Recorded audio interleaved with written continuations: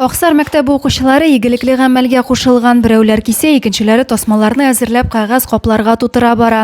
Шулай итеп, алар маскировкалау шелтәрен үрү өчен кирәкле материал әзерлиләр. Біз бергәләп маскировка сеткасына ленталар кисәбез. Сетка өчен материалларны кайберләр үзләре алып киләләр өйдән, кайберләр үзләре бирәләр. Дәресләр тәмамлангач та укучылар өйләренә кайтырга ашыкмый, бик теләп тасма әзерләү классына җыелалар. Һәркем игелекле гамәлгә кушылып, үз өлешен кертергә ашыга. Ә материалларны исә мәктәпкә авыл халкы алып килә. На этой неделе принесла ветоши, ткани. Также, кто узнавал о этой акции, подключались, приносили, помогали. Хотя многие говорят, мы физически тоже резать не можем, у кого вот на фронт ушли дети. Мы, говорит, отдаем ткань, хоть какая-то помощь будет, хоть чем-то сможем помочь. Район мәктәпләрендә, балалар бакчаларында әзерләнгән тасмалардан Ялкын клубында шелтәр үрәләр. Бу эшне Зәйдә яшәүче Елена Хисамуддинова башлап җибәрә. Әкренләп калганнар да кушыла. Үрүнең айрым техникасы да, кыенлыгы да юк. Киселгән тасмаларны шелтәргә бәйләп, ятмәгә үреп барырга гына кирәк.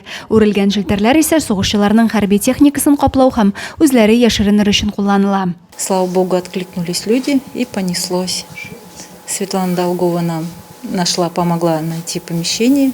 Вот, предоставили нам брусья, тоже бесплатно, сказали, сколько хотим, предоставим. Пришел мужчина с нашей группы, сколотил этот каркас, все, натянули. Девочки пошли. Моңа кадәр өендә шелтәр үргән Еленага шушы көннәрдә Ялкын клубында аерым бүлмә биргәннәр. Булышырга килүчеләрнең саны да көннән-көн арта икән. Тик бу бүлмәгә бер генә агач корылманы урнаштырырга мөмкин. Безнең землякларга, не только землякларга, вообще bütün малайлар өчен инде.